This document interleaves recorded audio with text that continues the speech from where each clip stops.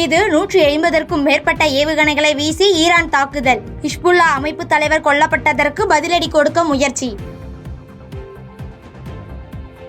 Israel மீது தாக்குதல் நடத்தி ஈரான் மிகப்பெரிய தவறை செய்துவிட்டது. உரிய விலையை கொடுக்க வேண்டி வரும் என இஸ்ரேல் பிரதமர் நெதன்யாகு சூளுரை. இஸ்ரேலில் இருக்கும் இந்தியர்கள் பாதுகாப்பாக இருக்க இந்திய தூதரகம் அறிவுறுத்தல். தேவையற்ற பயணங்களை தவிர்க்க வேண்டுகோள். இஸ்ரேல் மீது ஈரான் தாக்குதல் நடத்தியதை தொடர்ந்து விமான போக்குவரத்து பாதிப்பு.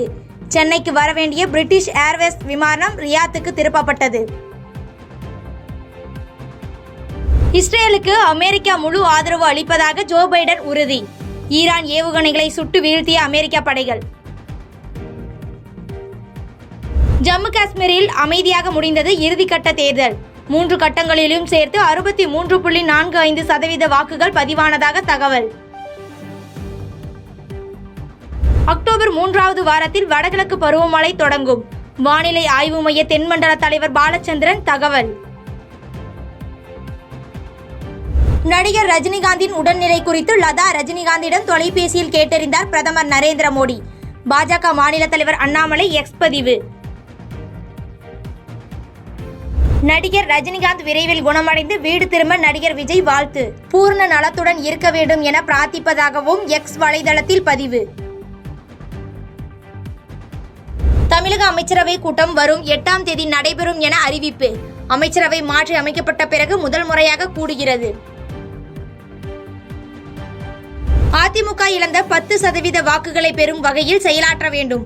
கட்சியின் தகவல் தொழில்நுட்ப அணிக்கு எடப்பாடி பழனிசாமி அறிவுறுத்தல். எடப்பாடி பழனிசாமி மீது செல்போன் எரிந்த சம்பவம் வன்மையாக கண்டிக்கத்தக்கது. இபிஎஸ்ஐ அண்ணன் என குறிப்பிட்டு பதிவிட்ட ஓபிஎஸ் மகன்.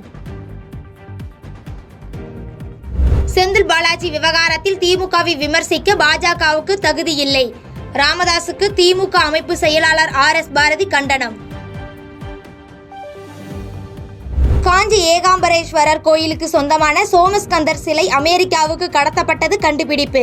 சான் பிரான்சிஸ்கோ அருங்காட்சியகத்தில் இருந்து மீட்டு வர தமிழக சிலை தடுப்பு பிரிவு நடவடிக்கை. சென்னை மெரினாவில் விமான சாகச ஒத்திகை. ஹெலிகாப்டர்கள் விமானங்களில் விமானப்படையினர் சாகசம். நடிகர் விஜய் நடிக்கும் 69வது படத்தில் இணைந்தார் பாலிவுட் நடிகர். போஸ்டர் வெளியிட்டு அறிவித்தது படக்குழு. பாதகம் செய்பவரை கண்டால் நாம் பயங்கொள்ளலாகாது பாப்பா.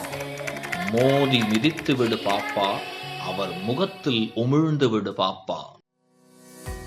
அண்மை செய்திகளை உடனுக்குடன் தெரிந்து கொள்ள இணைந்திருங்கள் இயம்நாடு தொலைக்காட்சியுடன்.